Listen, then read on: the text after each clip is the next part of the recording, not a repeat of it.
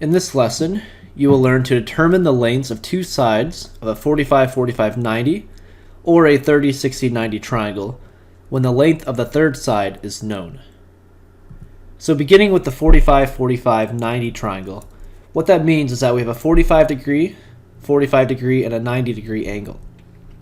Now with the 45-45-90 triangle, what we know is that this is an isosceles triangle where we have two angles that are the same, which means that the sides across from them are going to be congruent.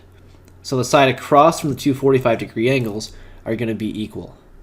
So the two legs are going to be congruent, and then the hypotenuse will be square root of 2 times as long as the leg.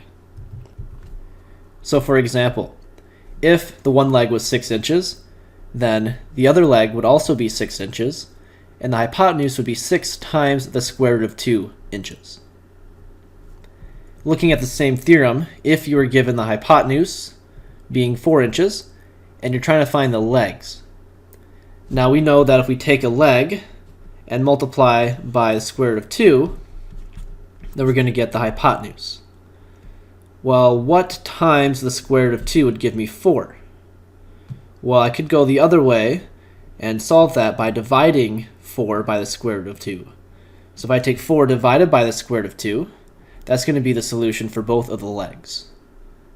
Okay, so we're multiplying to go from the leg to the hypotenuse, then dividing to go back the other way from the hypotenuse to the leg. Now just don't forget, if you're going to use radicals, that you simplify the expression.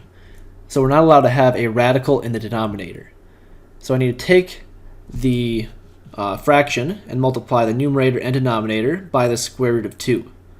Because when I do that, I'll then have 4 square root of 2 on the top, and then I'll have 2 on the bottom.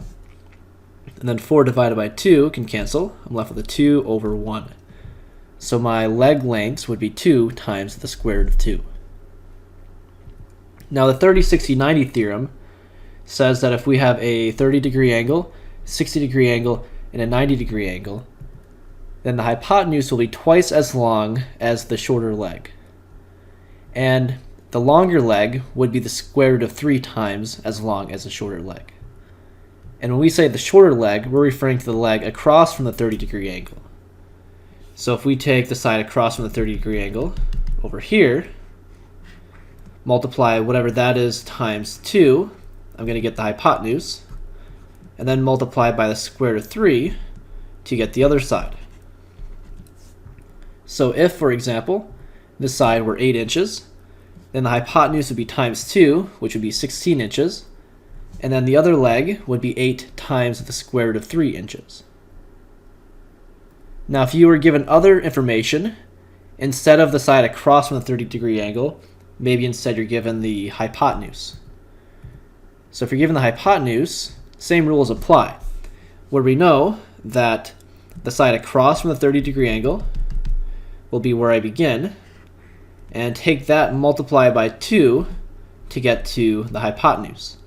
So what times 2 gives me 10? That's going to be 5. So this length is 5 inches, and then the other leg would be times the square root of 3. So I take 5 times the square root of 3 to get 5 square root of 3 inches. And then if you were given the side across from the 60 degree angle, so for example, we're given this length across from the 60 degree angle is 12. Well, everything is based off the side across from the 30 degree angle over here.